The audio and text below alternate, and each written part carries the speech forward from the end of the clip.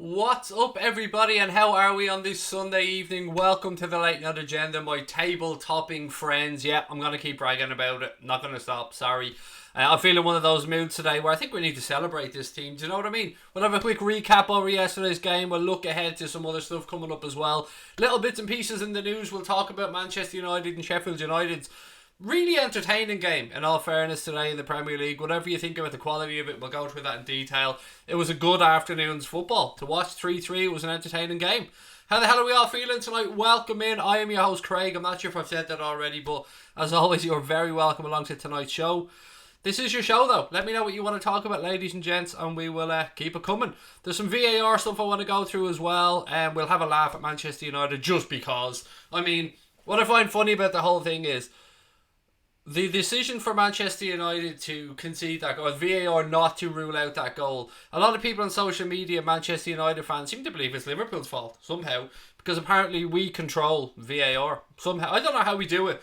I think they just get their excuses ready for the fact that it looks like we could well go and win the Premier League. And on that, actually, Betway have paid out on Liverpool winning the Premier League after just 13 games. Now, for me, publicity stunt. I mean, we've seen Paddy Power do similar things a few times as well, pay out early on bets, and it's a good way of getting some free publicity, I suppose. But look, I'll take it. I'll take anybody that wants to big up Liverpool, because right now we are the team that everybody loves to hate. And I mean, absolutely every other club's fans seem to love to hate Liverpool for some reason or another, and it's beautiful. It's great to see. Long may it continue. Keep it coming. We don't give one single shit from inside our camp, that much I can say for sure.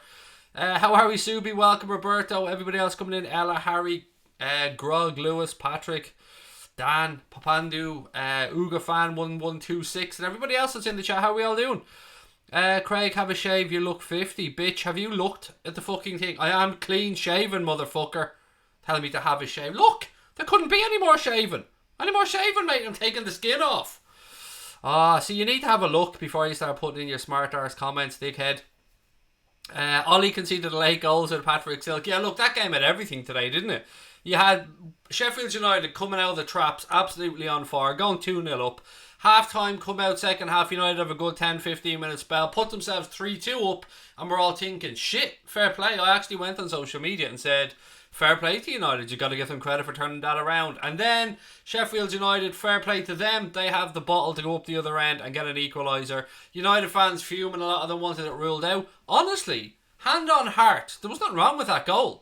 I tend to judge these instances of whether it's a handball or not. Now, you can use your shoulder, we all know that, shoulder's okay. I tend to judge it by the Premier League badges on the shirt. If it's above that, it's kind of okay for me, and if it's below that, you're into dangerous territory. There was absolutely nothing wrong with that goal. Even when you had Gary Neville in commentary for Sky saying that if it was against him at the other end, they'd be absolutely fuming. It was a very good goal. It was a fair goal, and 3-3 was a really entertaining afternoon or evening's football. Get in VAR, said Lewis Worthy. Loving the t-shirt, Craig, said Media Centre Man. Thank you. It's I'm gonna actually fix my collar. It's a little bit warmer in the house as the heating's been on, so I just thought fuck it. Let the t-shirt, leave the t-shirt on instead of wearing a hoodie for once. Far out, so Per Mark was a bit distraught with the VAR thing. He takes it well though, he's pretty funny as usual. Look, you know we like Mark on this channel. I'm not going to be little Mark in any way, shape or form. The club though, Manchester United, well, they're fair game. I'm absolutely going to be willing to take the piss out of them. Who would you get in as backup left back? Interesting question, Milo, mate. I don't know if I would look to go into the market. There are a few good young left backs coming up through the system, mate, and I don't know if... Look, it's a difficult one because you're going to have to go out and get somebody who knows their ass is going to be on the bench most of the time, because Robertson is one of, if not the best left back, certainly in the Premier League anyway. So yeah, you're coming in to play backup to him, so it's going to take somebody that either believes in himself an awful lot or is willing to have limited game time to come in and fill that position. So I don't mind. For me, it's not a position that I've been thinking about much, because I think there's other areas of the field, mate, where I think we need to strengthen. But I mean, we're really picking at this from a high position, aren't we? Top of the table, everything going well. 13 games in, 12 wins, 1 draw. I love talking about it. I can talk about it till the cows come home. I want to just take one little second to just say a little something about social media. What I've noticed, and I was off Twitter, on Twitter, off Twitter, on Twitter, On Twitter, it seems to be that I'm fair game. That's sound. I've absolutely no problem with that. But if you come at me or anybody else on social media and we have the gumption, the cheek to stand up to ourselves and have a pop back, then all of a sudden people start fucking whinging about it. Look, if you're going to troll, if you don't have the balls to take what's going to come back to you, then don't bother your arse trying to have a pop because you're just a whiny little bitch. I have to get that out of my system because I bite my tongue so many times on social media with the abuse that comes my way and other people's way. It's not just me. But they don't like it when you have a pop back. All of a sudden you're the big bad wolf then, and they start bringing in other things and other factors, and just accept it. If you're going to come in and have a pop at somebody and they have a pop back, take it on the chin or fuck off, because social media, quite frankly, isn't for you. And I've been one of those people that has fucked off on many occasions because I've had enough of it. So look, that's just a little quick thing on that one. I got a pain in my arse dealing with it. Banter is banter, said Peter van der Shans. Millie's a good left back when needed. I'm happy with him as a second left back for the rest of the season, said Shanzo. Nothing wrong with that, mate. Fully agree with you. If you were to replace one Liverpool player for anybody in the world, who would it be? Well, this is quite easy because I could easily come out and say, right, I'll replace Adam Lallana with Kylian Mbappe. But, you know, that quite frankly isn't going to happen, mate. But that's probably my answer. Him or Shaqiri with Kylian Mbappe. And I'll be more than happy with that one. There's clubs queuing up for a loan for Ryan Brewster in January. Yes, I was going to move on to that one. And I will get there in a second. I just want to read out Rabadan's super chat before I forget, because if somebody takes the time and the financial effort to put a super chat in, I better read it before I forget. So when VAR comes, Liverpool will be relegated. 2019, VAR is here. It's corrupt and it'll make Liverpool champions. That is the very point I was trying to make, Rabadan, mate, and something I wanted to discuss, because this has been built up already as them trying to say that if we go on to lift the Premier League title this season, and it's very early days, there's a long way to go, they're going to use it. They're going to say, oh, look, is it a coincidence the first time that VAR comes in, the first season VAR is here, Liverpool go and win the Premier League? The fuckers are building it up as an excuse already. Look, just admit you're scared. Just admit that we're a good side. We deserve to be where we are. Our fans are fucking brilliant. Our manager's boss. Our stadium is class. Our atmosphere is unbelievable.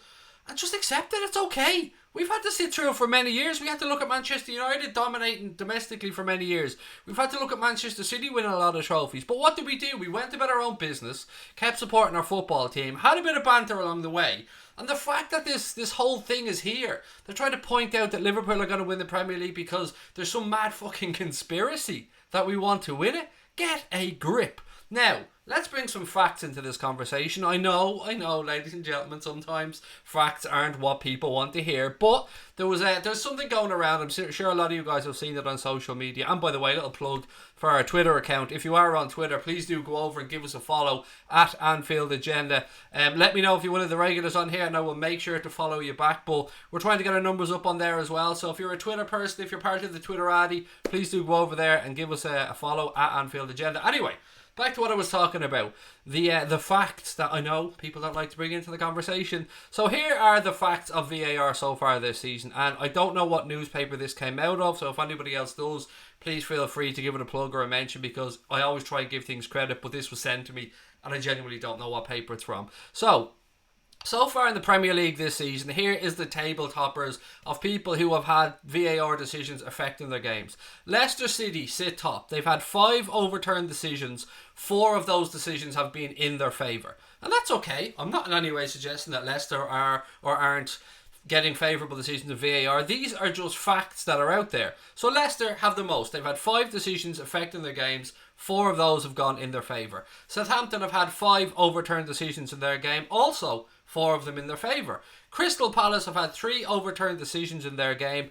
All of them in their favour, so that's 3 for them. Manchester United have had 4 overturned decisions in their game. 3 of them going for Manchester United. Tottenham, 4 overturned decisions in their game. 3 of them in their favour. And the last person on this list is West Ham, who've had 5 overturned decisions. 3 of them in their favour. So that's what? 1, 2, 3, 4, 5, 6 teams that have had decisions overturned in their games. And Liverpool aren't anywhere to be fucking seen on that list. But yeah, people are trying to say that Liverpool are ruling VAR and the VAR are giving Liverpool favourable decisions. Now, I'm not trying to say that any of those teams have in any way corrupted VAR or have had iffy decisions that have gone for them or against them. I'm just stating what are facts. I don't have anything against any of those clubs, and I don't have anything against majority of those decisions. Some of the decisions have been a bit iffy, like Sheffield United's against Spurs, for instance. Liverpool's against United, that was something I'd argue about as well. And I'm sure Manchester United fans watching would argue over today's one that was their equaliser, or the equaliser they conceded. These are all just facts though, ladies and gentlemen, and sometimes you've got to bring facts into an argument, particularly if you're trying to piss all over the achievements of a football club that have gone about doing things the right way and have built themselves up from the ground up with a good manager, with owners that have backed the manager, with fans that have stayed behind the team. And I'm getting sick of it, and I know you guys are as well. And you know that this is bad when I'm receiving messages and emails from non-Liverpool fans wondering what the fuck is going on. There is genuine hatred out there for a club that is based off, okay, some dickheads on social media. All fans have some arseholes supporting them. And yes, we have our fair share as well. But to just say that everything is set up to help Liverpool to cheat, just stop with the shit. And just admit that we're a good side. That's all that we want to hear. Just give us our dues, because we deserve it. This team have been built up over seasons. Players brought in, players brought out, players worked, players haven't worked. But the manager's done a great job, the owners have done a great job, and the club overall have done a great job. And that's all we want to hear. Is that we just want our fair dues. That's it. So to say that, oh, we'll never hit the end of it, Liverpool win the league, well, you fuckers are only making it worse. Because we're just going about enjoying ourselves, having fun, watching our team, supporting our club, and yes, interacting and having a bit of banter along the way. But you guys are just trying to just make out like we're cheating our way to it. Fuck you is my answer to that. Fuck each and every one of you that try to belittle this club's achievements, because we deserve every single minute of it. And I can taste every single bit of those salty tears, you whiny little bitches. And I know I speak on behalf of all our subscribers when I say that, because we're all sick of it. There you go. There's my little rant over, ladies and gents. Would you be mad if Liverpool lost the title to Leicester City? It wouldn't matter who we lost it to, Excel mate, and I'm very fond of Leicester City, but I'd be more mad that we just lost the title. It wouldn't matter who we lost it to, buddy. I genuinely, if we lost it to Manchester City this year, if we lost it to Leicester, if we lost it to Chelsea, it wouldn't bother me. I don't know what that big noise was, that big intake of breath there, by the way. It wouldn't bother me who it was. It would just annoy me that we let the lead go. That's what would annoy me most, mate. It wouldn't be the opposition or who it was, because I'd never begrudge anybody their success. Well, I say anybody. Almost anybody. Craig will take every bit of luck that we can get, said Willow Moran. And yeah, you got to have some, Willow, you're right. You got to have some bits of luck to win the Premier League title. Yeah, it'll happen along the way. We'll get things for us, we'll get things against us, absolutely. All salty because we're boss, said Cape Town Muslim. Yeah, they are. It's madness. I mean, I've no problem with people putting up an argument, but if you're just not using facts, if you're just using hatred for your argument, it just doesn't hold any water with me. There was something there from Cobb Council I want to get up to. Hey Craig, hope you're well. It's nice seeing rival fans being so bitter because they know how boss this team really is. And yeah, I mean, how we got dragged into Manchester United conceding an equaliser today is absolutely fucking precious. God bless them. Dragging us into it. Nothing to do with the game. Sitting back, most Liverpool fans who are at home, probably enjoying an afternoon's football. If you're like me, you watch as many games as possible. And I'm sitting there thinking, this has been a really good game. Sheffield United came out of it like, I don't know, shit off a shovel. Came out 100 miles an hour, got stuck into United, went 2-0 up. I gave United the credit for coming back because it deserved it. And then Sheffield United deserved more credit for having the balls to go up the other end and get an equaliser. And yeah, it's tough conceding an equaliser that late in the game. I mean, us at Crystal Palace, we conceded an equaliser yesterday. A very good goal from Wilfried Zaha, and we went up the other end and scored our winner. Because that's what we do. That's what this team do.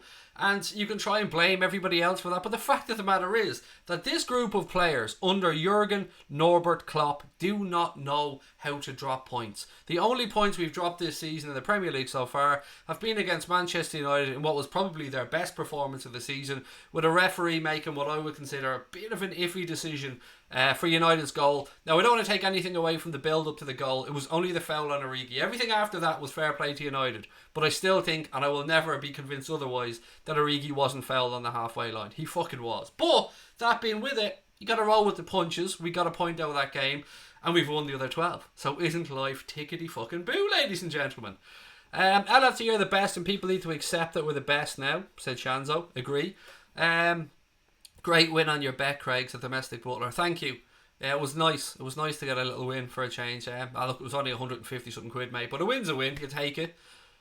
Roy Hodgson even said VAR made the right call. Exactly, Liverpool 6 times. Exactly, mate. And fair play.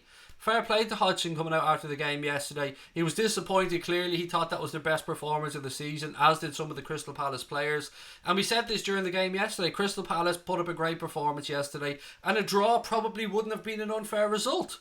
But sometimes in football you don't get what you believe you deserve, and I thought we deserved to win the Premier League last year, but we didn't because Manchester City went on an unbelievable run at the end and pipped us by a point. And you know what? You got to take it on the chin, and that's exactly what these guys have done. They've taken it on the chin. They won the Champions League. They went in the summer. They regrouped and they came back, and look at the start that we're after having this season. Lofa, how are you, sir? Manchester City fan, welcome in. Good to see you as always, mate. Said, yes, mate, how was Sterling offside yesterday? If you look at our Twitter account, buddy, I've tweeted exactly that. I've tweeted a picture of that goal and said, somebody explain to me how the fuck we can be certain that he was offside. To me, that was shambolic, mate. And I think, honestly, Raheem Sterling's goal should have stood yesterday. The same way I feel that Bobby Firmino's was an absolute joke as well when that one was ruled out offside. And the Sheffield United one against Spurs. Some of these decisions are just too minute for me to believe that the benefit of the doubt shouldn't be given to the attacking team. I've said this before about these offside things. Firstly, the timing of the pass, in the case of Raheem Sterling, I think it was a header that built up to the goal. The timing of when exactly that left the Manchester City player's head before it got to Raheem Sterling is critical. Then the drawing of the lines in VAR is critical to make sure you get those right. And even at that, the line that went through the defender's arm went through, like, maybe using the picture a centimetre, half a centimetre away from the top of his shoulder, and if I had have been drawn in the right place, Sterling would have been onside. I think that should have been given. I think that the benefit of the doubt should have been given to the attacking team, and there was doubt. Yeah, you can say it's a millimetre, it's an inch, the correct decision was made. I don't think it was. I think that was too close for a human to make an overrule on that, and it's one of the faults of VAR for me. But look, these things are open to discussion. Sterling's was like Firmino's versus Villa. Said, yeah, sir, exactly, mate. It was exactly like that goal. Well, this is no goal. Will Salah be back for Napoli? Asks Tom Jones. I think so, Tom. I think so, mate. He was on the bench yesterday, so that suggests he's at least in contention, which is great because in all honesty, I didn't think he was even going to make the bench yesterday. So seeing his name on the bench for me was a benefit, was an absolute benefit to the squad. Thankfully, he didn't need to come on and get minutes, which is great because I thought it was the right thing to do. The more rest we can give him ahead of what is a really busy month coming up, the better. So yeah, for me, I think it was the right decision. And will he start against Napoli? I honestly don't know. I hope so because we all want to see Mohamed Salah starting. If you had to sell either Mane, Bobby or Van Dijk, who would it be? Mate, I don't answer those questions because I try not to pitch negatives. Braden, excuse me. If you get where I'm coming from, mate, I don't mean to belittle your question. It's just, why do we talk negatives? Let's talk positives. Let's have a conversation about who we'll bring in and stuff. Low Fat said, hi Craig, I'm good, mate. Glad to hear it, sir. You're a true gent. I always enjoy chatting with you when you come on. Hi Craig, we'll win the league, said Owen Rundle. Yeah, we will. Yes, we will, pal. Fingers crossed. I mean, nothing's definite, but yeah, fingers crossed. Salah was going to come on until Bobby scored to brace Deville. Yes, but Bobby scored. Do you know what I mean? Si, senor. Give the ball to Bobby and that motherfucker will score because that's what Bobby does. Yeah, it was brilliant. It was great to get out of there with 3 points yesterday. I've got to be honest, I'm always really nervous after the international break when we come back and have an away fixture particularly. It's important we beat Napoli, said Shay. It is. If we beat Napoli on Wednesday, Shay, mate, we top the group and we can send whatever side Jurgen Klopp decides to send over to Salzburg for that game, the final group game, because we'll have already gone through and topped the group. So yes, a win against Napoli on Wednesday is huge, mate, and it's going to be a massive, massive game. They beat us over in Naples, and fair play to them. They celebrated it like they won the Champions League. That goes to show you how big a scalp Liverpool are at the minute. And I'm sure Jurgen Klopp and those players will want to put that right when they take on Napoli at Anfield on Wednesday night, and they'll want to pick up 3 points and they'll want to put in a good performance, and I'm very much looking forward to it. Napoli are a good team. They play good football. I enjoy watching them play, but I want to beat them and I want us to go through and top the group. Who do you think will be the next manager to get sacked? Silva. A couple of people have sent me some stuff today suggesting that maybe that decision has already been made by Everton. Obviously, I don't know if it has or haven't, but if I was putting my money down right now, it would be Marco Silva that I would suggest. Other managers who are obviously in a bit of trouble: Pellegrini at West Ham. Um, is Solskjær under pressure with Pochettino being available? I don't know. Probably not. I think the United board will probably give him the season to see that out. Who else have we got that's in trouble? I'm forgetting somebody really obvious here, haven't I? Who am I forgetting that's really fucking obvious? Marco Silva, I've gone through that one. I know I'm forgetting somebody really, really obvious as well. Unai Emery, that's the one. Yes, Unai Emery could be in a bit of trouble as well. Arsenal fans don't seem to be best pleased with what's going on there.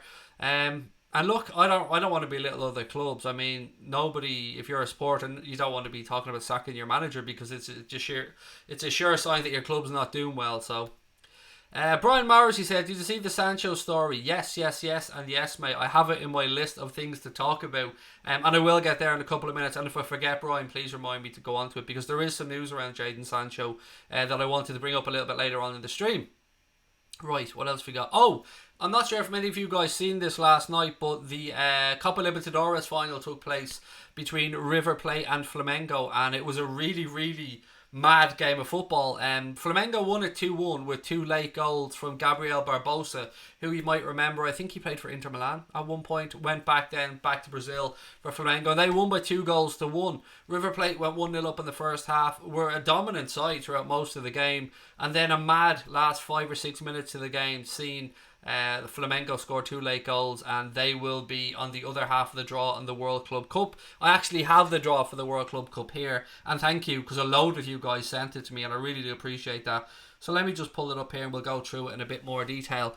Right, so Liverpool are in the top half of the draw, and waiting in there's a first round, a second round, a semi-final and a final. Liverpool and Flamengo come into it at the semi-final. So waiting for Liverpool, we have Monterrey, who are in the other, well, let's say the quarter-final. They're from Mexico, and they're waiting for the winner of Al Sadd and some other club who I can't even pronounce their name.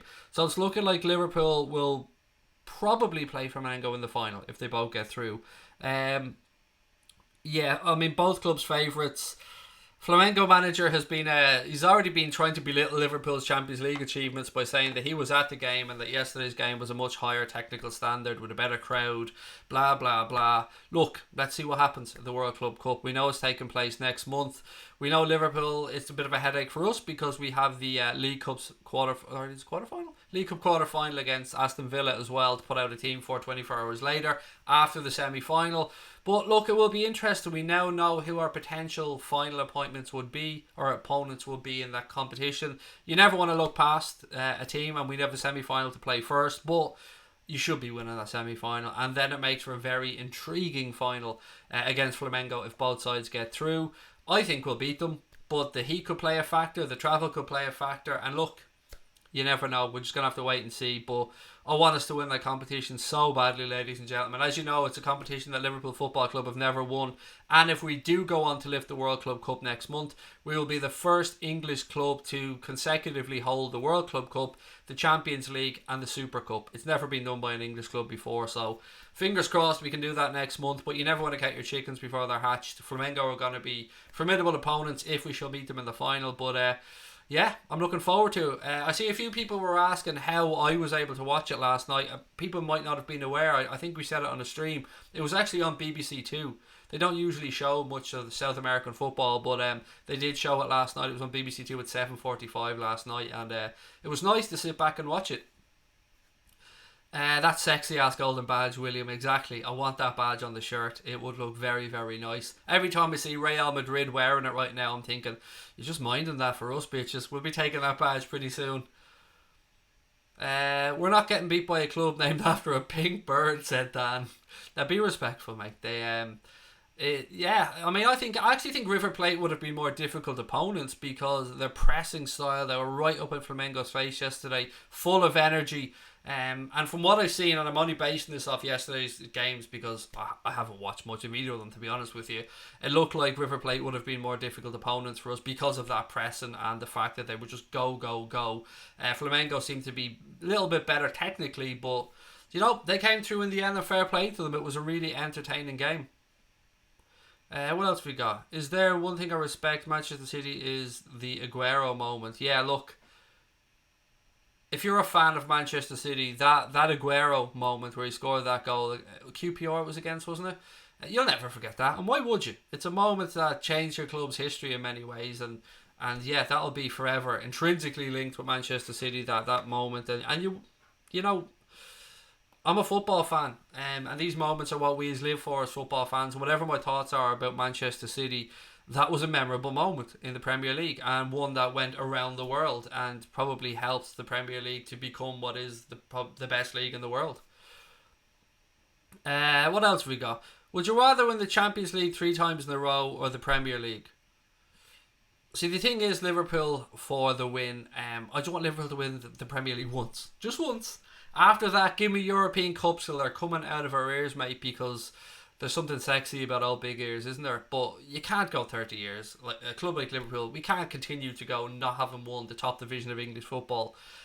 So yeah, I want to put that right. And after that, it's back to European Cups for me. I just love the Champions League. Joey Barton made all that happen by getting himself sent off, said Tom Jones. Yeah, he's usually involved somewhere else, Joey Barton, isn't he? Baker said, "Hi mate, it's sure this time we'll win the title." I certainly hope so. I certainly do. Let me just grab a drink. My throat's a bit iffy. Hang on. Thomas Connolly, how are you, sir? Said, "Love the show, mate. I've promised my partner that we'll get married when we win the league. Missed out last year, so she's praying for that. It's this season." Nice one. That's class, mate. I hope it happens for you both as well. That would be lovely. I mean, that would be a beautiful celebration, Thomas, wouldn't it? Us winning the league and you getting married to your good lady. That would be absolutely class, mate. Don't forget to send El Craigie and El Connor an invite to the wedding, Thomas. I mean, we'll be there, maybe. But either way, mate, I hope it happens for you both. And if not, just propose anyway. I'm sure she deserves it, Thomas. I'm sure you deserve it as well, by the way. I'm sure you both deserve that happiness. But yeah, we'll make it happen, mate. It's funny that the Champions League wasn't good enough, though. I mean, we won that, Thomas. Was that not good enough to get down on your knee and propose to your good lady? What have we got? Guess Who's Back, said Max Warrior 2008. Does everybody else get that Eminem song there? Guess Who's Back, when someone says that. First thing that came into my head anyway. Thank you, and I will, said Thomas. I'm going to hold you to that, Thomas, mate. I'm going to have my suit ready. I don't really have one yet, but I'll buy one, Thomas. I'll buy one.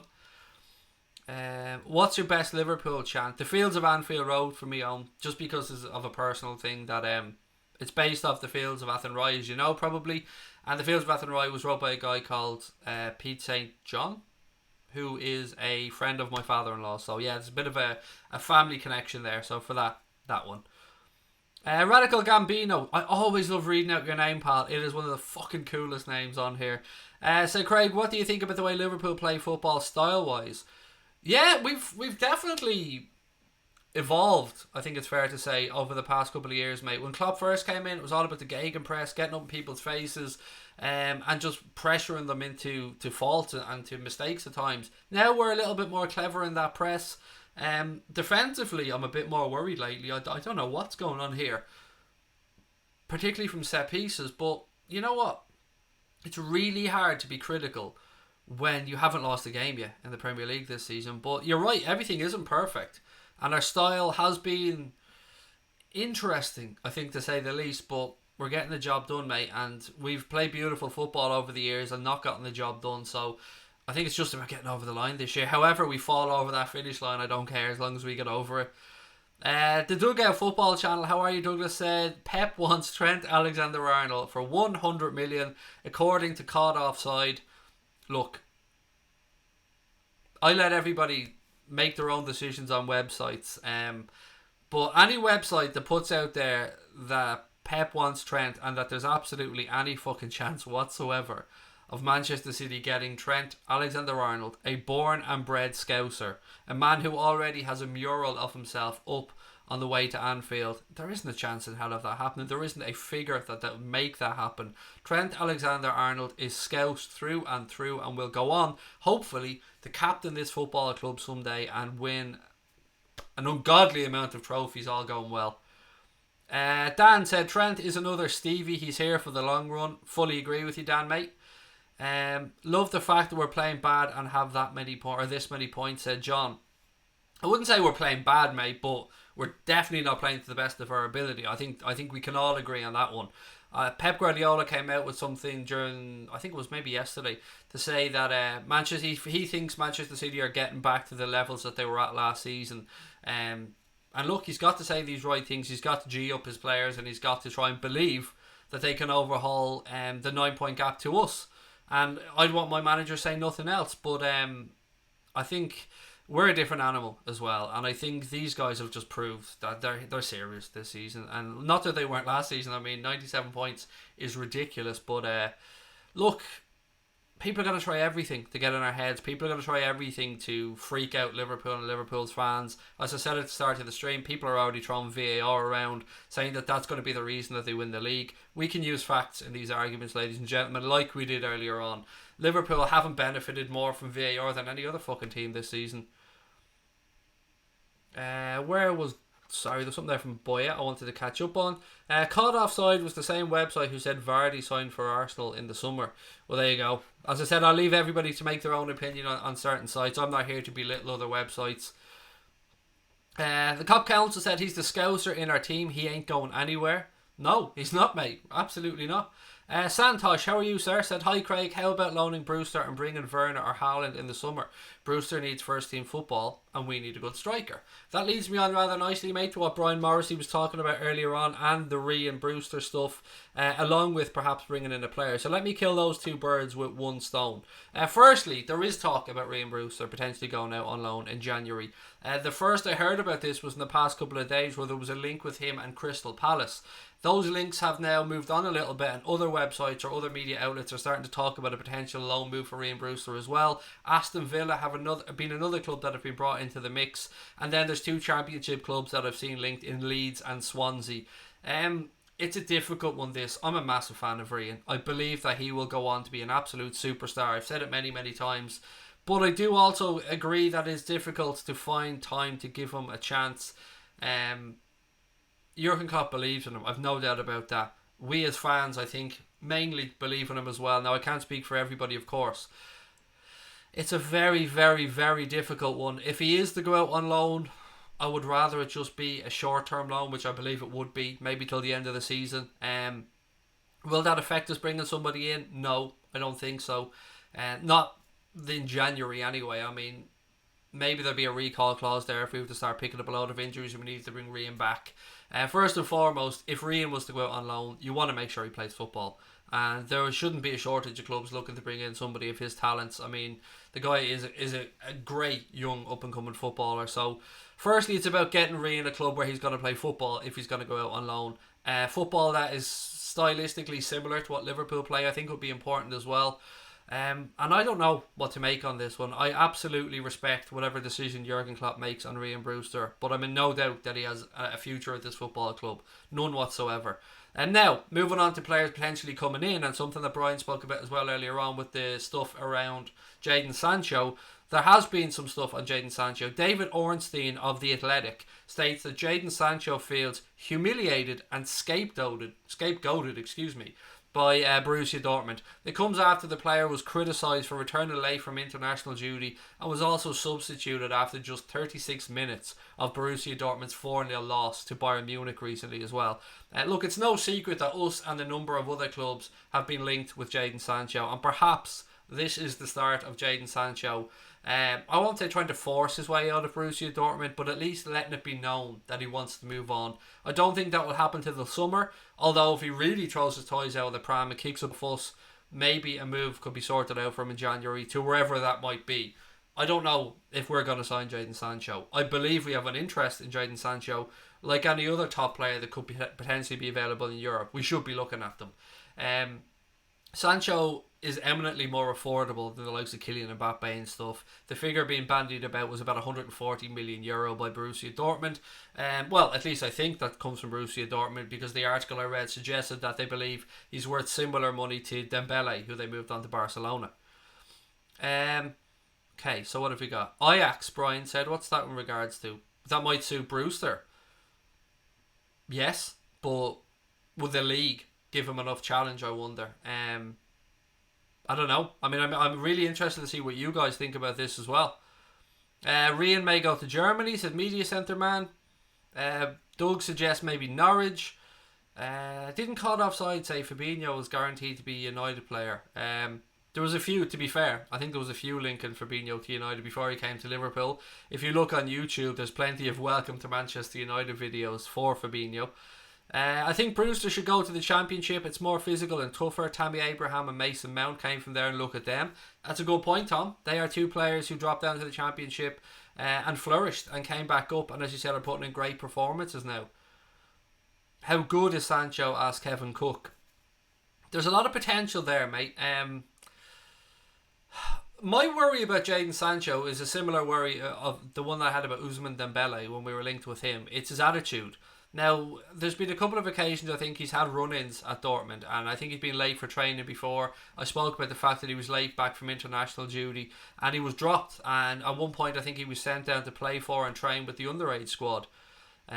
That's the only thing that worries me about this situation. His playing ability is there for all to see. He hasn't been the most consistent yet, but that, you often get that with younger players, and I think 140 million will be money well spent. I do. It's a lot of money, but I'm trying to think of this as the way I was thinking of the Virgil van Dijk signing and the Alisson Becker signing, in that we will be talking about it in a year's time, hopefully, and looking back and thinking, Christ, that was pretty reasonable. Sounds a lot of money. It does. 140 million euro, which is about 115, 110 million pound.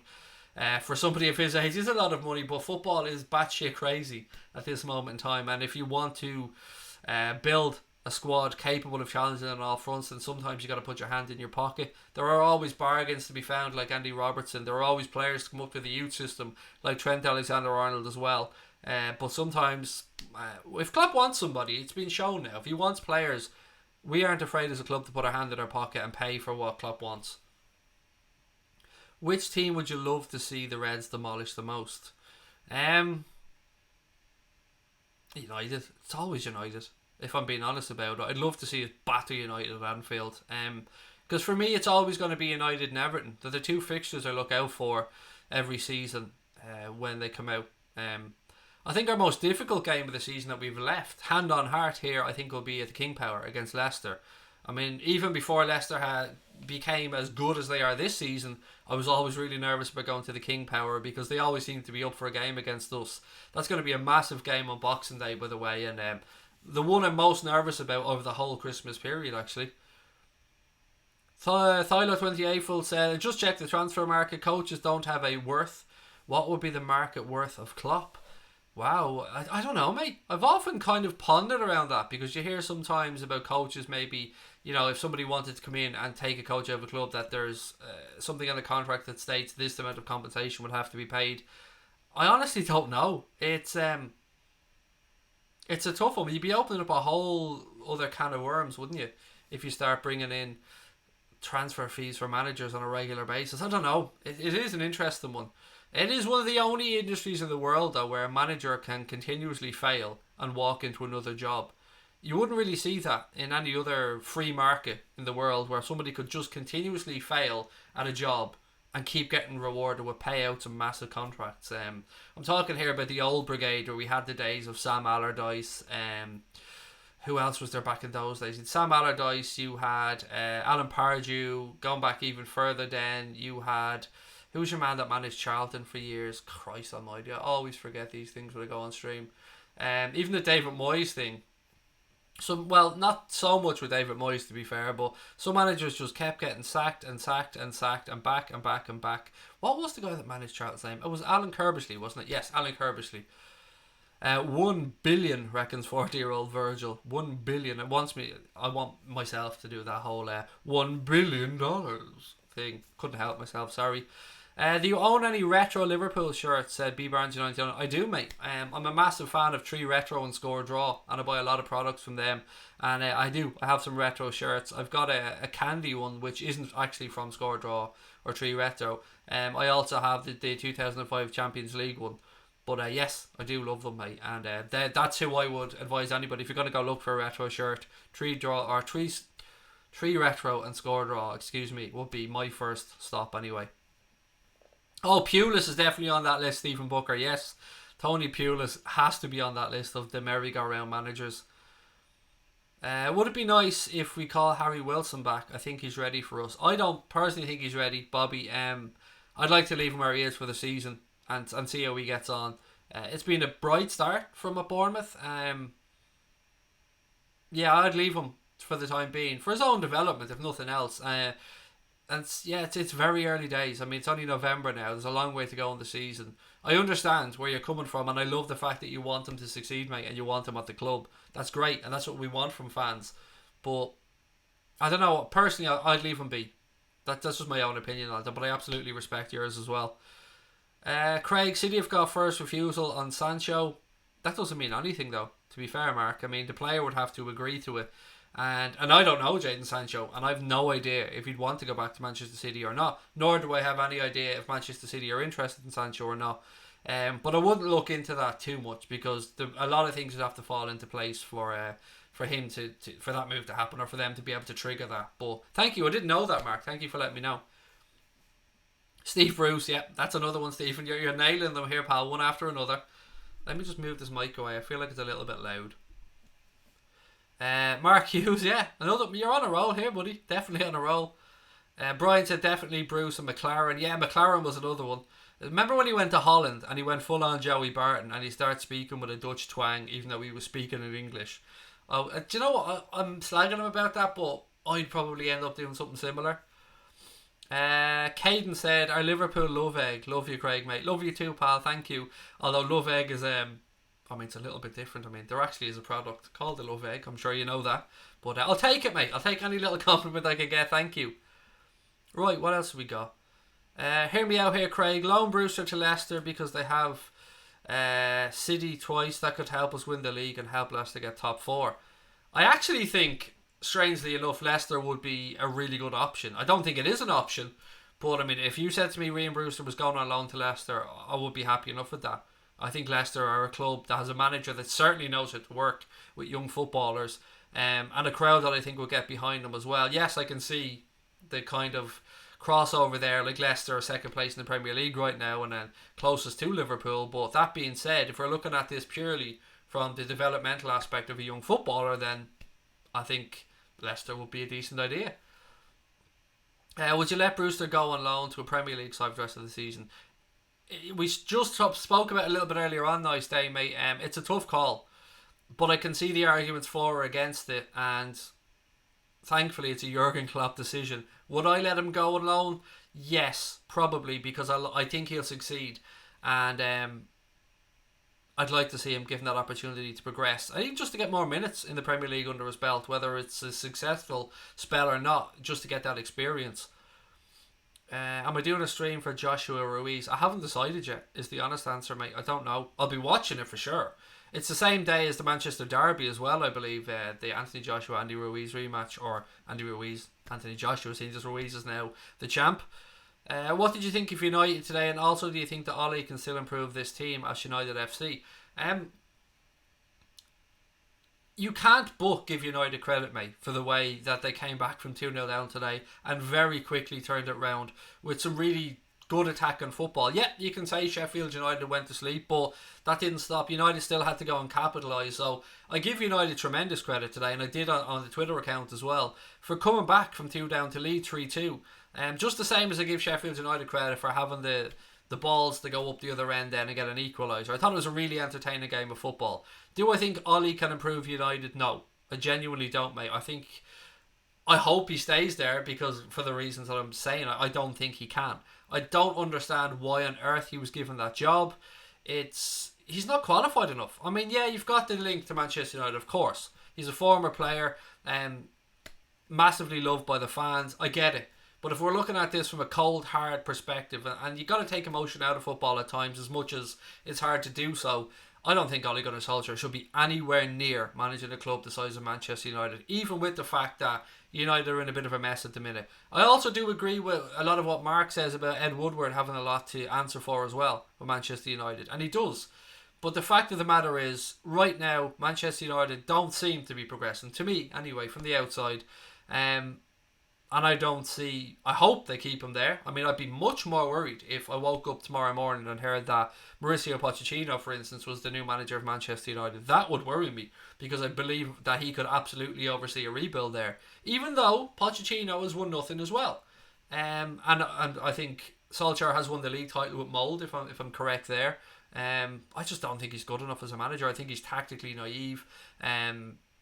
Yeah, I just don't see it personally. But you asked me for my opinion. That is my honest opinion. Credit today, absolutely, to come back from 2-0 down to lead 3-2 away from home at Sheffield, which is a very difficult place, Sheffield United. We found that out when we went there. So yeah, I give United their fair dues for that one. But no, to the Solskjær thing, I just don't rate him. I really don't. Not this isn't just anti-United bitterness from me, because, I mean, I've no reason to be bitter at this moment in time. Kira, how are you? Welcome. I think Lovren deserves a massive pat in the back. He's been brilliant since he came back in, said Mark Leslie. I agree. He's had a few iffy little moments, mate, but all in all, yes, you've got to give the guy credit. And we've been very lucky that whoever's come in to partner Virgil van Dijk seems to have been up in their levels. It was Matip before that. We had some doubts about Matip, and then he went on that amazing run and showed tremendous consistency, and now we're seeing Degsy Lovren fighting his way back as well. And it just goes to show the mentality that is throughout this team and the competition for places that Jurgen Klopp has created. Yes, there are some people whose positions are probably nailed on. Alisson, Van Dijk, the front three. They're positions that, yeah, look, nobody's taken. Fabinho as well. But there are one or two maybe little places where if an injury pops in and you're doing well, you can take that shirt. And right now, Dejan Lovren is playing well enough to deserve to keep that shirt. Excel Draco says mentality monster ? Yes, that is what Jurgen Klopp called us, mate. Mentality monsters, and that's what we are. This team, you don't get the results that we're getting and keep coming back from conceding a late equaliser or a body blow like that and go up and score at the other end. You don't do that unless you're mentally strong. So that mentality monsters thing that Jurgen Klopp came out with last year, I fucking love it. I mean, it's absolutely perfect. And then the fact that Paul Tompkins, who, as I've said many, many times on the streams, I think is probably the greatest mind with regards to Liverpool Football Club you'll ever read anything from, wrote a book called Mentality Monsters as well. A book that I'm blessed enough to have a signed copy of, and I would highly recommend anybody to go and buy. I mean, you should read anything Paul Tompkins writes. He runs a website called the Tompkins Times. It's a subscription website. They do put out some free articles as well, but anybody who reads anything about Liverpool will probably know who Paul Tompkins is, and I can't speak highly enough of the man. I was blessed enough to interview him a couple of years back for a podcast, and he gave us 3.5 hours of his time, and I enjoyed every single second of it. I love Paul Tompkins. He's my guru of all things LFC, he really is. I can't speak highly enough of the man.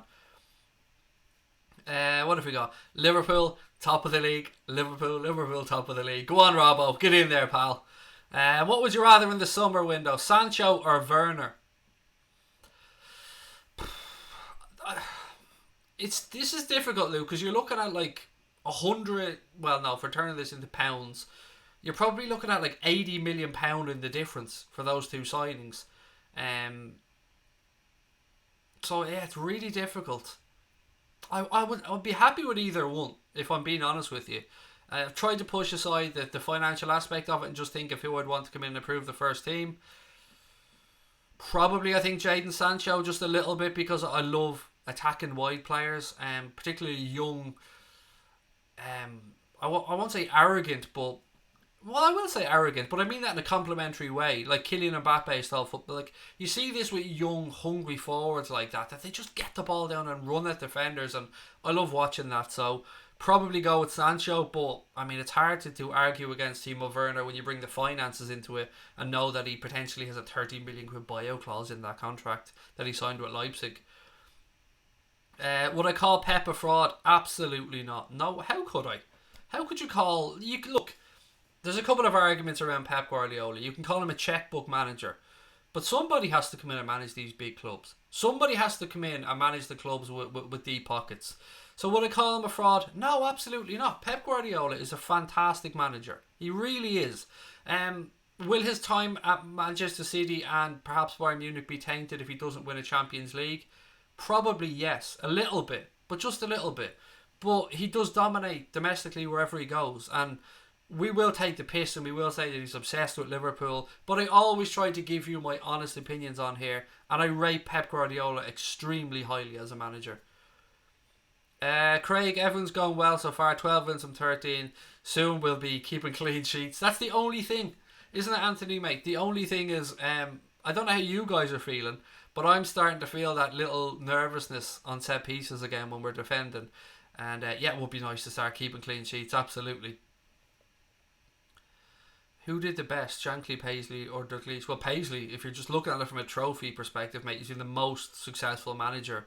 But Shankly laid the foundations, so I mean it's what you like, I suppose. But just going off trophies, Paisley. Craig, did I get stick off the busies? Do I get off with the police? No, why would I get stick off the police, mate? I've thankfully never been in any issue with the police in my lifetime, mate, but no, don't get any stick off them. I don't know why I would, but unless I'm mistaken busies for something else here. Premier League champions 2020 said 6 times. There's a nice ring to it, doesn't it? There's a very nice ring to it. It's not ours yet. We've got to work. We've got a long way to go. What is there? 35 or 25 games, still to go in the Premier League. So it's a long, long way. But how nice is it to have an 8-point gap over Leicester City, a 9-point gap over Manchester City, and I'm going to enjoy every breath of this, a 20-point gap after 13 games over Manchester United. A 20 fucking point gap already. How great is that? Snazzy shirt, thank you, mate. You know I'm an Adidas freak, or Adidas freak, whichever way you want to pronounce it. And yeah, the house was warm today, so I didn't need a hoodie. Although I want to give my wife massive credit here. Big shout out to my wife. Came back yesterday from Dublin with a snazzy new Adidas hoodie for me as well. She does look after me, the wife. God bless her. I wouldn't put up with me, but I do love her to bits. I think we can go Invincible, said Nathan Hegarty. Genuinely, no, I don't, Nathan. I just think the league is so competitive that we probably will lose a game. I think that's a realistic thing to think. But can we go Invincible? Yes. But I just don't think that we will. But this group are capable of it. But I mean, I would rather break 100 points than go Invincible, if that makes any sense.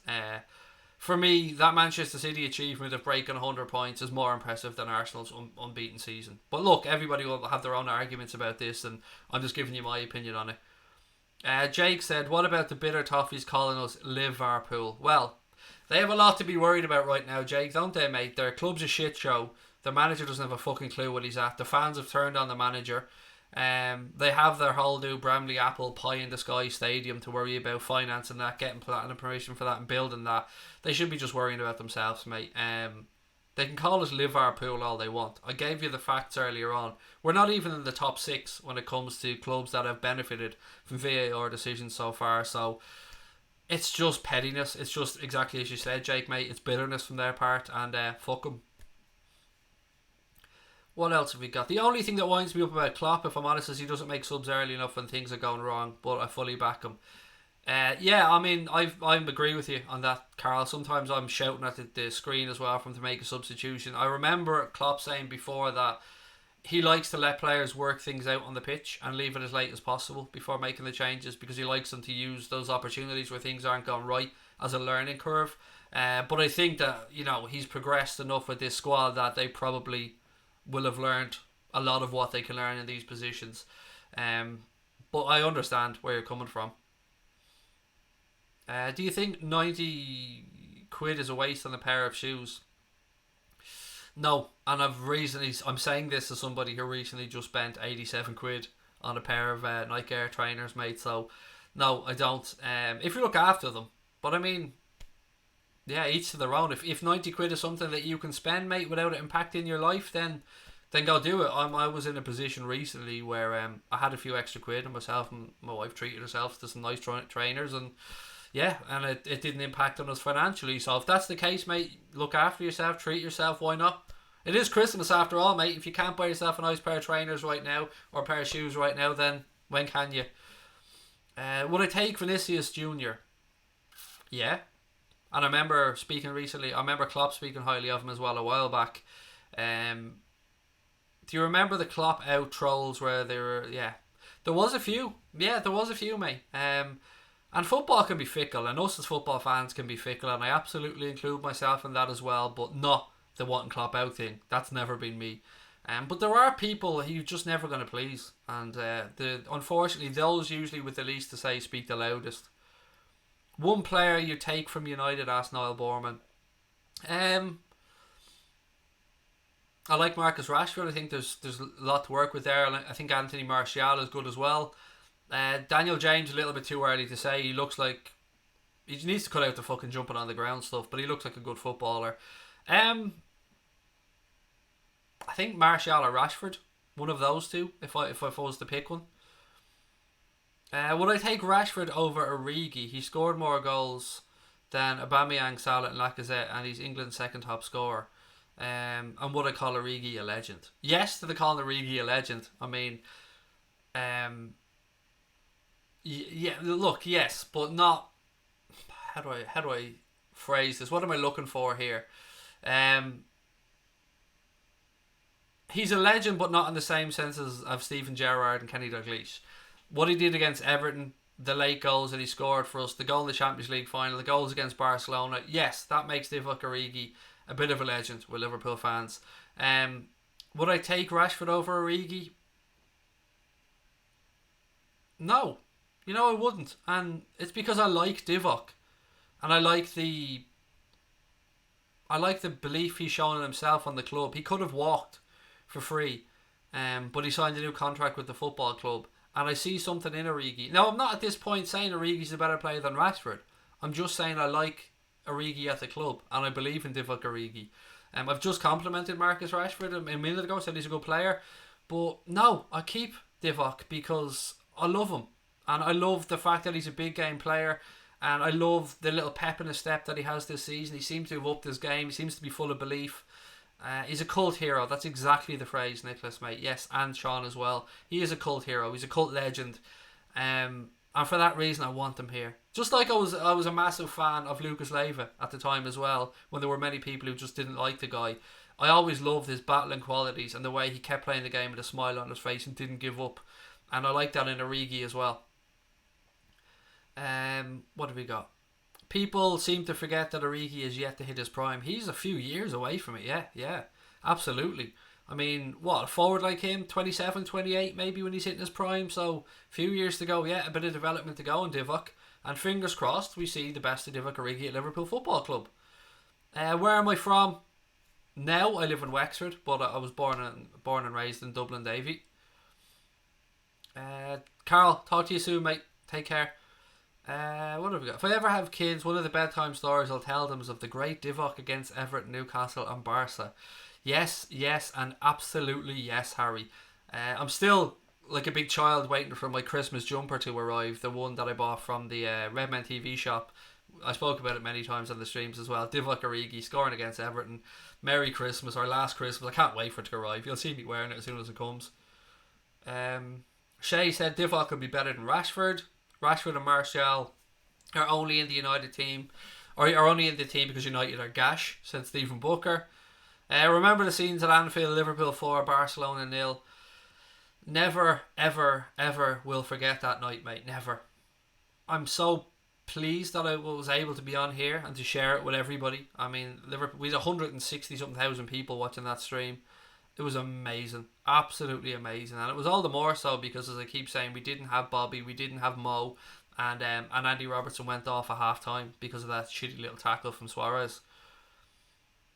Doug said, would Jadon Sancho get into our starting 11? No, I don't think so. Not as things stand, not with the way we're playing.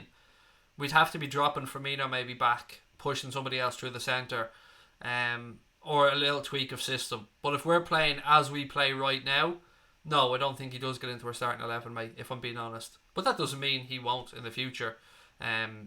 You're almost buying potential as well when you're getting somebody like Jadon Sancho. Robbo said, thoughts of our club going to Nike? I'm a little bit disappointed as an Adidas fan, but I want what's best for the football club, mate. And there's no doubt that Nike will open up commercial opportunities for us as well. No doubt they'll probably help us attract players. I know I've spoken about this before, and I've you guys have probably read about it. Liverpool seem to be really wanting to break the Chinese market, and an article that I read suggested that Nike had seen a growth of 26% or something like that in their own sales in that market in the last year. So they seem to be somebody who will be able to open doors for Liverpool Football Club in these growing markets or emerging markets. And I want what's best for the football club. All that I hope is what many Liverpool fans hope, is that we don't get a copy and paste type shirt, that they do something different. They give Liverpool a Liverpool only type shirt. You know, New Balance have been great about that. I mean, every time I put on this season's shirt and I see Bob Paisley on the back, it makes me smile. And I love the little touches like that. And I hope that they do something similar for Liverpool. I'm sure that they will. Yeah, but it's a good thing for the football club, mate. I mean, the 30 million plus 20% of sales, I think will turn out to be a masterstroke from Liverpool. I think that will bring us in a load of money. I think some people are just seeing the 30 million figure and going, But I think when you see the amount of shirts and merchandise that will shift, particularly if we win the Premier League this season, as well as being European champions and potentially World Club Cup champions, it's it just shows you where the club are going, and you want the big boys backing you, and there's no one bigger than Nike really when it comes to sports merchandise. How long am I down in Wexford? Oh God, I've lived in different parts of Wexford, mate. So I lived in Courtown, I lived in Enniscorthy, and now I'm back in Gorey. So 13 years, 13 years, something like that. I might be off by a year or so, but yeah, it's definitely 12, 13, 14 years, something like that. And I love it. I absolutely love living in Wexford. It is a great place. And I love the fact we get to raise our kids down here as well. When I go back to Dublin, it just seems so busy. And I can leave my house and not see a traffic light until I'm at the roundabout at Dublin Airport. I absolutely love that. That to me is class. New Nike Liverpool hoodie, please, said Connor from the Cop Council. Well, you know I'll be buying them, mate. You know me and hoodies. There's no doubt I'll be buying them.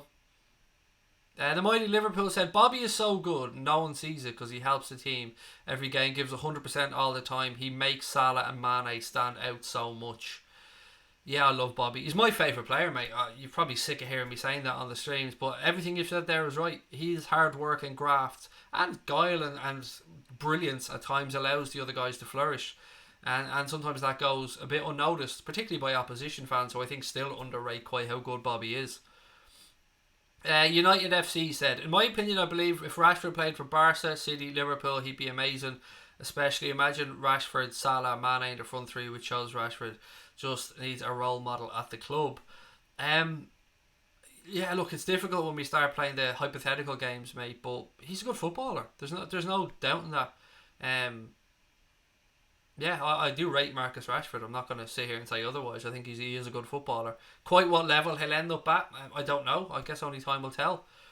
Niles from Clare. Nice. Never been to Clare, actually, Niall. Clare, Sligo, Kerry. I think they're the three counties I have never been to. No Wilder talk tonight, said Cape Town Muslim. Yeah, I mean, we can have a little chat about the boxing, mate, in a few minutes. We'll leave it to the end if that's alright. I did watch the fight last night. I actually thought that the third last fight was an absolute belter. I can't remember who it was. There was a fight. The guy who was 20-0 was fighting another guy, Keha or something. It didn't make weight, so couldn't win the title. But it was just 12 rounds of an absolute slugfest and ended up in a majority draw or in a draw of some variety. That was a fucking belter of a fight. It really was. I mean, I was enthralled for all 12 rounds of that. Keha and Figueroa, that was it, John. It was an absolute belter of a fight. Christ, there were two warriors in there. They could have been in a phone box. The referee had absolutely nothing to do. Just stood back, let them at it. Whew, what a fight that was. Absolute belter. To me, that was fight of the night. Stephen I can see you have a few boxing fans in because you're leading me into it. And you know you don't need much to lead me down the boxing route. John Ryder, I thought, put in an immense performance against an underpar Callum Smith. There's no doubt about it. I think Callum Smith deservedly got the win, but I think the scorecards were too wide. I agree with everybody who thinks maybe Callum Smith by a round or two, but John Ryder put in a one hell of a performance, made it very difficult for Callum Smith, made himself very small, didn't give Callum Smith much to work with. I thought he was very good. He definitely upped his game and put in one of his best performances, John Ryder, but I think Callum Smith needs to be put up against the best. I mean, he's the best super middleweight in the world, in my opinion. And whether he gets a fight with Canelo, whether he ends up fighting Billy Joe Saunders, or whether he moves up to light heavyweight, if he's fighting at Anfield in May, I'm going to be there. I'm going to be screaming for him, and I'm going to enjoy every second of it because I love the Smith brothers. I've spoken before, I've had interaction with Paul Smith, and he sent over some stuff for us as well to help us out with some fundraising and that. I love the fact that they fight with autism on their shorts because of their sister, obviously, and they try and highlight autism around the world. They're absolute class acts as a family. But yeah, I'm glad for Callum. I just think he needs a bigger opposition, with all due respect to John Ryder. Robbo said can't wait for Andy Ruiz. Yes, that's going to be a really interesting fight. It looks like Joshua has trimmed right down from the pictures that are coming out. I think Joshua beats Andy Ruiz Jr. in the rematch, if I'm being honest. He just didn't look right. I'm not taking anything away from Andy Ruiz. He deservedly beat Anthony Joshua in the first fight. Let's, I suppose, have a little minute on the Wilder fight last night.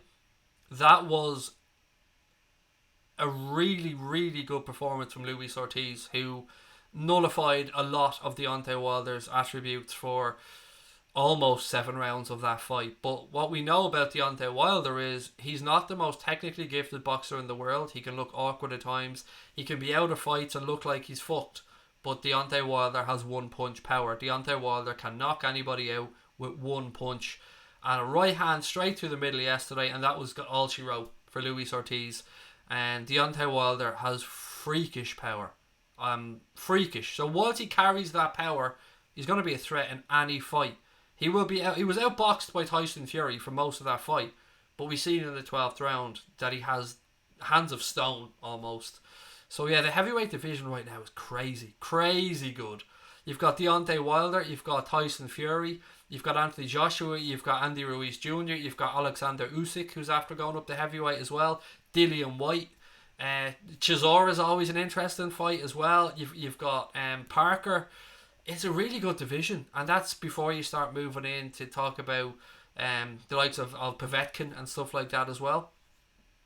Robbo said, I'm Mexican, gotta go for Andy. Look, whatever happens in the rematch, mate, Andy Ruiz Jr. will forever be the first Mexican heavyweight champion of the world, and nobody can take that away from the man, and he has secured himself and his family's financial futures for the rest of his life, and I love it. I love stories like that. So yeah, nothing but love for me.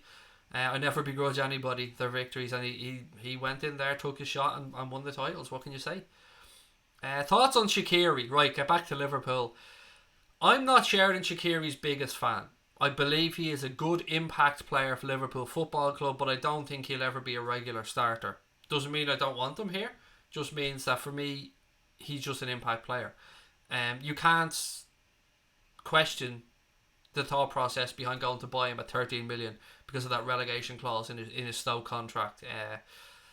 Yeah, I just think we'll probably see him moved on in the summer, and the stories that I'm reading seem to suggest the same. Sir Sev said Fury got robbed versus Wilder. I'm in that camp of believing that as well, mate. Wilder can talk about the count all he wants, but the fact of the matter is Tyson Fury can only go off the count that's been given. So Deontay Wilder might have believed it was a slow count, and it could have been shown that it was a slow count. To me, that doesn't matter. A fighter can only go off the count given by the referee, and Tyson Fury got up before the referee counted to 10. I think that was an absolute robbery as well. I think Tyson Fury won it. I think Tyson Fury will easily win the rematch. And John said Daniel Dubois is coming up too. Yeah, as I said, it's a mad division, mate, and the heavyweight division used to be the cream of boxing, and then for many years we went down and we had the Manny Pacquiao, the Floyd Mayweathers, sorry, what am I trying to think of here? Amir Khan's. Why am I fucking drawing a blank when I'm trying to think of one particular name? Oscar De La Hoya, sorry. So 147 was a massive division for a while as well. Then we had a little time where the light heavyweights with Alexander Usyk and stuff were, or not the light heavy, the cruiserweights I should say, with Alexander Usyk doing really well as well. Then we had, of course, Tony Bellew going to fight Usyk to unify the cruiserweight divisions, and Usyk knocking him out. Yeah, boxing peaks and flows, but it seems that when heavyweight boxing is good, attention on boxing is a lot more. And the heavyweight division is so intriguing because you know one punch. So we spoke about the Figueroa fight earlier on. I mean, you could take your pick of so many of those punches. If they land in the heavyweight division, it's good night Vienna. But because of lower weight divisions, you got an amazing fight. But yeah, if somebody gets hit with that in the heavyweight division, then it's good night. Like, but of course, yeah, you had Mike Tyson. Like, of course, one of my favorite, if not my favorite boxer of all time. Yeah, it's great to see the heavyweight division back. Swifty, as you said as well. Earl Spence, although I've lost a lot of respect for Earl Spence Jr.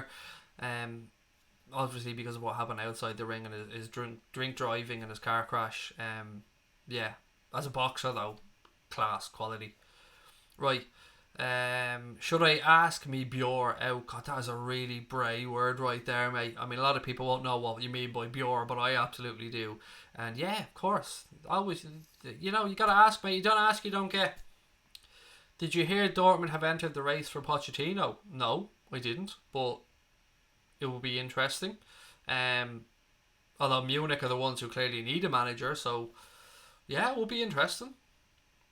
Floyd Mayweather, king. Yeah, but he beats up women, mate. So there is that. Nobody can deny Mayweather's 50-0 record. Nobody can deny that Mayweather was the best boxer possibly in the history of the sport for not getting hit. But again, like I spoke about Errol Spence earlier on and that being tainted, I can't look at Floyd Mayweather without seeing and thinking about those domestic violence things, mate. And for that, I can't stand the guy. Just for that alone. But I won't ever deny the man's boxing ability. Dortmund are also after Kovac and Cormac Slattery. One of the biggest problems this season is conceding goals and set pieces. I can't get behind being last minute goal FC. I can get behind being last minute goal FC, but not can't defend FC, said Oksana. I can't really argue with what you've said there. I mean, we have had issues on set pieces. We are conceding goals. We went through last season keeping clean sheet after clean sheet after clean sheet. And why that's changed this season, mate, I don't know. But like you've said, I don't mind being last minute winner FC as well. But we are where we are, and that is 13 games in, 12 wins, 1 draw, and 34 points from 36. That's a massive achievement. As I said, we're only just a third of the way through the season, so a long way to go. Can we beat Napoli, asks Marley. Yes, of course we can. And I've no doubt that we'll want to get the job done on Wednesday, because if we win that game, we top the group. We can send a weekend side to Salzburg for the final game, rest some players, and yeah, it's going to be a really busy month. So Wednesday's big, and a victory over Napoli will mean a lot. So yeah, we can beat them. I hope we will beat them, but I do respect Napoli. They're a good side. Remember Roberto Duran, aka Hands of Stone? Yes, no mass. Remember that no mass fight as well. I never knew that about Floyd. Unfortunately, mate, look, I don't want to be on here belittling Floyd Mayweather, because Floyd Mayweather is an incredible boxer, but have a Google, mate. You get more information that way than I can give you, because I don't want to give you misinformation. Do I like or dislike Putin? I'm not speaking about Vladimir Putin. Full stop, mate. I absolutely do not underestimate anything on social media or anything on the internet, so I am not going to say fucking anything about Vladimir Putin. We will move on from that one very quickly, because genuinely we don't discuss politics on streams either, because it's not something I'm interested in. I didn't say wife beater, mate. I said domestic violence. Never said the word wife, because I genuinely don't know if Floyd Mayweather's ever been married or not. What have we got? Do I think we'll beat Napoli? Yes. Lots of rumours saying Emery might be getting sacked tomorrow. Might be interesting Monday. Silva and Emery possibly getting sacked. Has anybody else seen Everton fans talking about the possibility of Rafael Benitez becoming the new manager? Yeah, 37 out of 39. You're right, Andre. Sorry. Yes, thank you for correcting me, mate. I was still thinking 34 from 36, but you're spot on. It's 37 points from 39, mate. Thank you. Yeah, so there's been a bit of a talk that I've seen from Everton fans suggesting that they want Rafael Benitez. I mean, I don't think Rafa does that at all. Mike Holden, any relation? No, spelled differently, mate. My name is spelled differently to the way you spelled it there. And I don't mean the Mike part, I mean the Holden part. Did I ever play competitive football? Yes, I was a goalkeeper, mate. Yes, I did play football. Stopped when I hit 16, 17. Like everybody else, I found drink, girls, and yeah, went off that way. But no, never good enough to make it. But yeah, I played it right through from the age of 7, 8, right through till 17. UFC or boxing? Boxing for me, mate, because I was brought up watching boxing, but anybody that steps into an octagon or a boxing ring has my respect immediately, mate. And UFC is what I love about UFC is that the best fight the best. Partly because there's a lot more control in the UFC over the fighters, and there's some pros and cons to that. But I think they can both exist and flourish side by side, and I enjoy watching both. But I'm a boxing fan at heart. Sean Dyche will be named Everton manager, reckons Neil. Interesting. Could be a good fit, you know. Give me more of a reason to hate Sean Dyche as well. Now, correct me on this, but isn't Sean Dyche a Liverpool fan? Now, I'm not saying that will have any impact on him taking the Everton job, if that's the case at all. I thought I remembered hearing somewhere he was a Liverpool fan. Pat Bot said I heard a rumour that Moyes will be going back to Everton. Yes, I've seen that as well, mate. But please, yes, let that happen. You look a bit like Pepe Reina. Thank you, I'll take it. Pepe Reina, one of my idols. Absolutely love Pepe Reina. I'll take being a B-Tech Pepe Reina, mate. I've been called a lot worse on here. Scotty, it's your birthday tomorrow, mate. I know I speak for each and every one of us on the channel and the subscribers when I say lots of love to you, buddy. I've enjoyed having you as part of our group from a long, long time back. Thank you for all your contributions to the chat, mate. Thank you for forever being here. Thank you for your support. And many, many happy returns, buddy. I hope you have a wonderful birthday tomorrow. And I think gauging from your Scotty99 there, you're going to be 20 at a guess. But happy birthday, buddy. I hope you have a wonderful day. Yes, he is a Liverpool fan, said Kevin. Nice. Not that would make any difference, but I would cry with joy if Liverpool won the league, said the mighty Liverpool. I don't think you're on your own, mate. I mean, I was crying in the Barcelona game, and that was just the semi-final of the Champions League. So I'll be right there with you. Hang on here, Kevin Cook, Pepe, lol. Hey, fuck, I'll take it, Kevin. Do you know what I mean, mate? Let me have this one at least, buddy. Brian Morrissey said, I don't get True Geordie. I suppose we all like and see different things in different people, mate. For me, I like Brian True Geordie. I think he's really good at what he does. I also really love Lawrence. I think the Lawrence complements True Geordie really well. I think they work very well together. But I get it, but each to their own. And I've nothing but respect for True Geordie. I think he's excellent. Robbie Savage signs for Stockport Town in the 10th tier. Is that fucking true? I mean, if it is true, Jesus Savage just wants to say in the headlines, doesn't he? But then again, he might just want to play football. Do you know what I mean? I mean, sometimes you underestimate that the man just might want to miss it, might want to get back playing a bit of football. Loads of people as well just saying happy birthday to Scotty, which is lovely to see. And exactly why I believe we have the best subscribers of any channel, because you guys genuinely care for each other, and I love that. If I didn't support Liverpool, who would I support? Probably Newcastle, I think, Elliot. Probably Newcastle. There's a lot of similarities and endearing factors for me with the Geordies. I'd guess. Although I don't want to think about that, but yeah, maybe Newcastle. Is Matip close to a return? Asked Mark Leslie. I'd be lying to you, Mark, and I'd be just guessing. I honestly don't know. I hope so, but I don't know, buddy. I don't want to come on here and spread lies. I talk enough shite as it is, so I don't know. Would you get a Liverpool tattoo? I have one. I've one on my leg already. It's based off the Owen McVeigh Foundation's banner, and it's me in a kind of black silhouette, and the little kid is a little gingerbread man for my kid. And I've shown you guys the tattoo before, but I have one, mate. Tyson Fury just done an amazing interview with True Geordie. I still haven't got around to listening to that. I almost feel embarrassed that I haven't got around to listening to that, but I certainly have to. Craig, Liverpool should go UDI. We would qualify for World Cup. I don't know what you mean by UDI, mate, sorry. You're wearing Toon colours. Yes, I suppose I am. I also wear black, mate, because us fat people like to wear black because it makes us look a bit slimmer. Do you know what I mean? It's no accident to see me in a lot of dark colours. What's top of my bucket list for Christmas? I'm somebody that doesn't really care about gifts and stuff, mate. I like giving stuff. Um, I get more joy from giving people things than receiving them. Well, do you know what I mean? When it comes to actual gifts. Um, yeah, I don't really have a bucket list, mate. As long as the kids are happy and everyone's healthy, I'm all good. I'm not very materialistic. I mean, man drives a 2011 Renault Megane. Do you know what I mean? It can't be too fucking materialistic. Nathan Hagen said, if we keep our unbeaten run till after Christmas, I think we could wrap up the league nicely.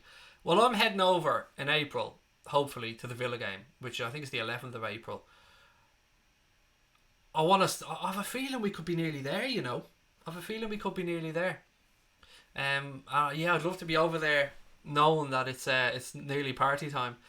Fun fact: I was your 200th subscriber. Love the growth since, said Joseph Manuel. I can't thank you enough, mate. I mean, I say this a lot, but we appreciate, and I can always speak on behalf of Connor, who, by the way, if you're wondering where Connor is, second night in a row, he's at the Liam Gallagher gig in Dublin. He had tickets last night and tonight, so he's off enjoying Liam Gallagher, rightly so. Good show. I know I speak for both of us when I say thank you. We appreciate the fact that I know I'm not for everybody. I mean, you can push Connor to one side because Connor does all the good technical, I suppose, unglorious stuff, whereas I just sit here and just talk shite in front of a camera. But I don't know why we're at 27,000 subscribers, mate. I'll never understand it. I'll be eternally grateful for it, and thank you to everybody who's subscribed to the channel, who likes the videos, who comments on them. Actually, those of you who even don't like the videos, because inadvertently you belittling us shares our stuff, so I suppose thank you to you fuckers as well. I won't forget it's a Renault Megane estate, Jack. You're right, it is a Renault Megane estate. 1.5 diesel, don't you know? But yeah, look, it's been an unbelievable 18 months for us as a little channel. To come on and be able to reach res and chat with people around the world is a blessing, and one that I count every day. I genuinely look forward to this shit every single day, to come on here and talk to you guys from every neck of the world, from all walks of life, every part of the world, from all walks of life. We put aside all our hate, biases, anger, and we come on here and we talk about something that brings us all together, a club that we love. And yeah, it means the world to us. We try and make sure that we do things to keep in line with the kind of ethos that we've done when we started here. We don't have ads on the channel because we don't give a fuck about money. That being said, we do need certain things to keep the lights on, but we kind of get that from super chats and stuff. And we try and do a little few bits and pieces that don't affect the channel, that you guys don't see as well, to maybe raise a tiny little bit of revenue to keep things going. But I just want you to know that we love it, we appreciate you. Heaven forbid we don't know where this fucking thing is going. Anfield Agenda could be dead by the end of the year. Anfield Agenda could be at 100,000 by the end of the year. Whatever happens, just thank you. Thank you for everything. Thank you for the support. Thank you for the love. Thank you for the kind words. Thank you for the trolling, because it's helped me grow as a person. Thank you for everything. Really appreciate it. And if you haven't subscribed yet, what the fuck are you waiting for? Hit the button. Do you know what I mean? Man's here pouring his heart out. I'm only joking. Look, do hit that button if you're watching for the first time and you've enjoyed the stream. Right, what have we got? Blue said, any chance of a recap? For you, my friend, absolutely. We spoke about the VAR nonsense and the fact that people are going to try and say that Liverpool won the league. It's no coincidence the first time with VAR. We spoke and we gave a list of clubs that have had VAR decisions for and against, and Liverpool are nowhere near the top of that table. We spoke about managerial vacancies perhaps coming up, and that maybe maybe Silva could get the chop, maybe Unai Emery could get the chop. We spoke about Ryan Brewster, who I know would be close to your heart, Blue, potentially going on loan, which is something I touched on yesterday. There's been links to Crystal Palace, there's been links to Aston Villa, there's been links to a couple of championship clubs as well in Leeds and who did I say, Swansea. And we were just talking about that for a little bit as well. Talked about boxing, Blue, because you know how we are on here. Tends to go that way as well. When LFC win the Premier League, I'll be drunk for a week, said Norman. And I don't begrudge you a single drop, mate, but just make sure you look after your health as well. Is Pochettino allowed to manage in the Premier League this season for a new team? Yes, he is, mate. What I know from that situation is, as soon as Mauricio Pochettino takes any other job, the payments that he's going to receive from Spurs, which are staggered, I think, over the course of time, his redundancy payments or whatever you want to call it, they stop as soon as he takes a new job.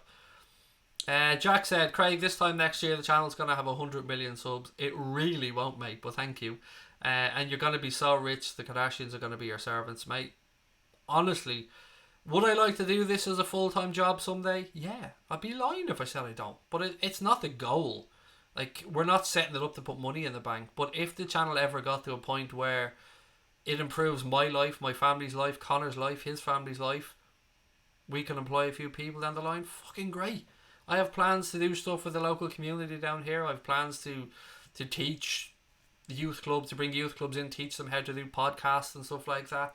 I've looked down the line, yeah, but a lot of that involves me giving stuff back because I am someone who's motivated by money at all.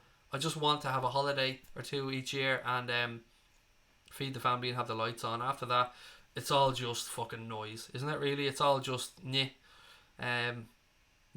not motivated by money. Look, we all need money to survive, but imagine Craig in a red BMW. I'm not really a BMW type person, mate. An Audi... Not an Audi, a Volvo XC90 is my dream car, Liam. So if anybody out there wants to buy me a Volvo XC90, man won't say no. You know what I mean? I'll take it. I'll also take the Hello Kitty Liverpool teddy bear that I talked about the other day. What else have we got? Have I met Klopp? No, haven't met him, but I have been in the front row of 2 press conferences that Klopp's been there, but I haven't physically spoken to him or shaken his hand, but I've been in the same room as him on a couple of occasions. And I said it before, I can talk for Ireland, but I was like a little pussy when Klopp was there. I couldn't even bring myself to ask him a question. I was that nervous. Who's going down this season? Oh, every part of me wants to say my wife, because I'm that fucking cheesy, and she's in the other room, probably can hear me. I don't know. Watford. I hope Norwich don't go down, but they may well go down. And after that, I genuinely don't know, mate, because some teams perform miracles and drag themselves out. Craig, I'm saying you want the signature from Brewster. In what sense? I mean, I don't know what you mean, Scotty. I mean, if it's a signed picture, yes, of course. If it's him on a new contract, yes, of course. Nobody would mind if you put ads on your videos. It's just a decision we made a while back, Nathan, mate. It's no biggie either way. Sometime down the line we may change that and we may put the ads back on, but as of now we're alright. We had a lot of startup costs when we started the channel for like computers and equipment, and we've kind of clawed some of that back, so yeah, we're alright. And if we don't need the money, don't annoy people with ads. That's the way I look at it. Like, but yeah, we'll wait and see. The Volvo's in the post. Nice, Michael. I'm holding you to that. This is a contract, mate. I'm expecting. I don't want no used one either, Michael. I'm expecting a brand new XC90 to show up. Audi A7 is such a nice car. It is a bit too flash for me though, Liam. Yeah, it's a bit too flash. I'm a bit more understated, believe it or not. Right, ladies and gentlemen, I'm going to call that one a night. This has been such a fun stream. I've missed so much stuff on my list that I meant to talk about, but I don't care because it's been great. I will be back tomorrow night with another late night agenda. 9:30, 9:45, something around that. Make sure you've got your notifications turned on. Make sure you subscribe to the channel. Tomorrow night we're going to do a preview of the Napoli game because I won't be streaming on Tuesday. As you guys know, I see my psychologist on Tuesday, so I don't stream usually on a Tuesday, unless of course we're playing in the Champions League, which we're not this week. So I will chat to you all tomorrow. Get your thoughts ready for team selection for the Napoli game. Get your score predictions ready, and I'll have my 11 ready. It's been a pleasure as always. Thank you so much for everything. Enjoy the rest of your Sunday, or what's left of it, an hour on my behalf. Love to you all, and up the motherfucking Reds.